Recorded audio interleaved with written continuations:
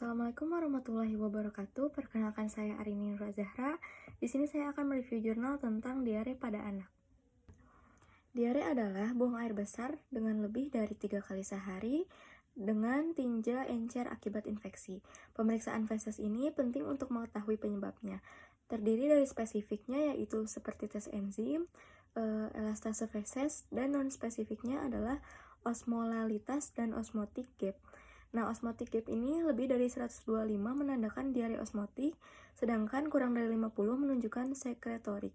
Jika diare berkepanjangan, dilakukan pemeriksaan mikroskopis atau kultur untuk mendeteksi infeksi seperti amuba dan Giardia lamblia. Dari definisinya, diare adalah kondisi buang air besar yang meningkat karena infeksi.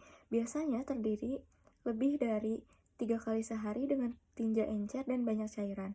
Pada anak, diare dikatakan terjadi kalau volume tinjanya lebih dari 10 mm per kilogram berat badan per hari. Nah, berdasarkan waktunya, diare dibagi jadi 3 jenis. Yang pertama yaitu diare akut, yaitu diare yang berlangsung kurang dari 14 hari. Biasanya itu disebabkan oleh virus dan bisa disertai mual, muntah, demam, dan nyeri perut. Yang kedua itu ada diare kronik, yang diare ini yang terjadi lebih dari 14 hari dengan frekuensi buang air besar meningkat dan tinja makin encer. Dan yang ketiga itu ada diare persisten, yaitu diare yang awalnya akut tapi berlangsung lebih dari 14 hari. Nah, biasanya karena infeksi bakteri atau parasit. Berdasarkan tabel derajat dehidrasi, dehidrasi ini dibagi menjadi 3 derajat.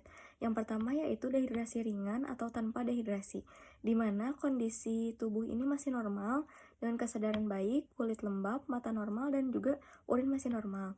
Yang kedua ini dehidrasi sedang, biasanya orang ini mulai terlihat lemas atau gelisah, mata sedikit cekung, mulut terasa kering, kulit agak lambat kembali setelah dicubit, dan jumlah urin yang mulai berkurang.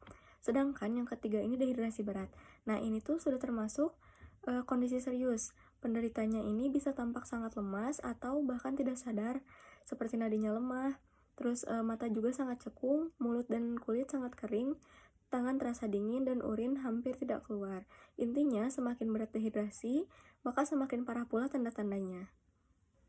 Penyebab diare sendiri dibagi menjadi 3 faktor utama, yaitu yang pertama adalah infeksi yang paling sering terjadi, itu bisa karena bakteri, virus, ataupun parasit. Yang kedua adalah malabsorpsi, yaitu gangguan penyerapan zat gizi seperti intoleransi laktosa. Dan yang ketiga ada antibiotik tidak tepat.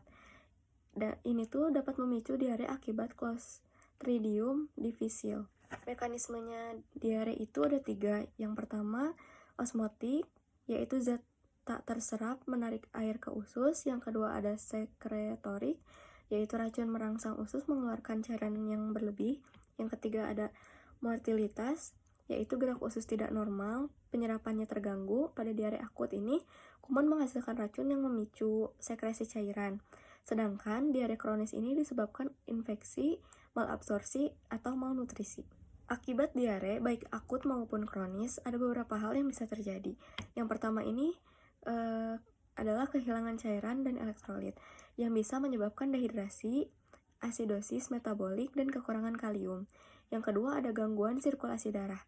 Karena kurangnya cairan tubuh bisa menimbulkan shock, berkurangnya aliran darah ke jaringan, bahkan penurunan kesadaran hingga kematian jika tidak segera diobati. Dan yang ketiga, gangguan gizi, karena cairan dan makanan berkurang akibat muntah atau takut makan. Hal ini bisa menyebabkan hipoglikemia, kejang, bahkan koma, terutama pada anak dengan gizi yang buruk. Nah, untuk manifestasi klinis diare ini tergantung pada jenis dan tingkat infeksi patogennya.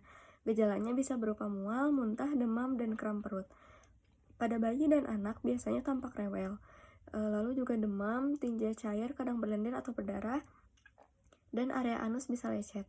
Jika cairan banyak hilang, muncul tanda dehidrasi seperti berat badan turun, mata cekung, kulit kering, dan bibir pecah-pecah. Dehidrasi bisa ringan, sedang, atau berat tergantung banyaknya cairan yang hilang. Untuk pemeriksaan pada diare dilakukan lewat pemeriksaan tinja. Ada 2 jenis, yaitu spesifik dan non-spesifik. Tes spesifik ini seperti elastase feses, sedangkan non-spesifik ini meliputi osmolalitas dan osmotic gap untuk membedakan jenis diare.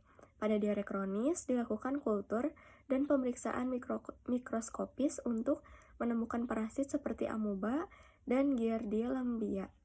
Sampai jumpa di jurnal berikutnya.